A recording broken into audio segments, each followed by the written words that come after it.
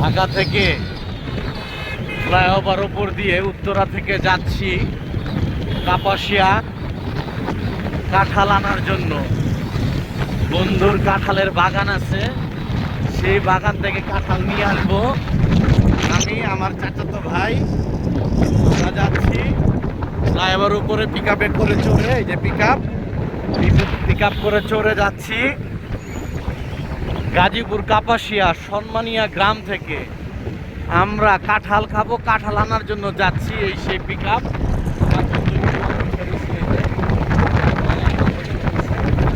আমরা যাচ্ছি এখন ইনশাআল্লাহ।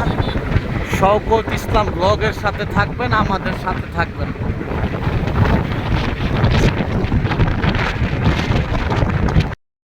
ভিউয়ার্স, সন্ধ্যা হয়ে গেছে।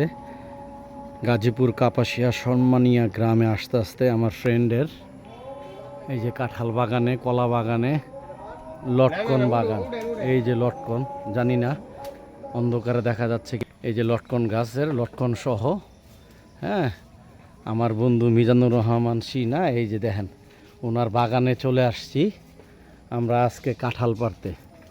হ্যাঁ, কাঁঠাল পাড়তে চলে আসছি। এই যে কাঁঠাল, এই যে কাঁঠাল, প্রচুর কাঁঠাল, লটকন, কলা গাছের কলা পিকআপ দিয়ে আজকে নিয়ে যাব ইনশাআল্লাহ। এই যে কাঁঠাল শুধু এক জায়গা না, অনেক জায়গায় ভাগ করে রাখছি, বিভিন্ন জায়গায় গাছের গোড়ায় গোড়ায়। এই যে লটকন দেখছেন, আমাকে আরেক ভাই হ্যার বলে বাগান দিয়ে মাথা ঘুরাইতেছে। ঢাকা শর্ত আইছে তো মাথা ঘুরানিরই কথা, যেহেতু হ্যাঁ একটা ডাক্তার, তো আবার দাঁতের ডাক্তার, বুঝছেন না, এই অবস্থা।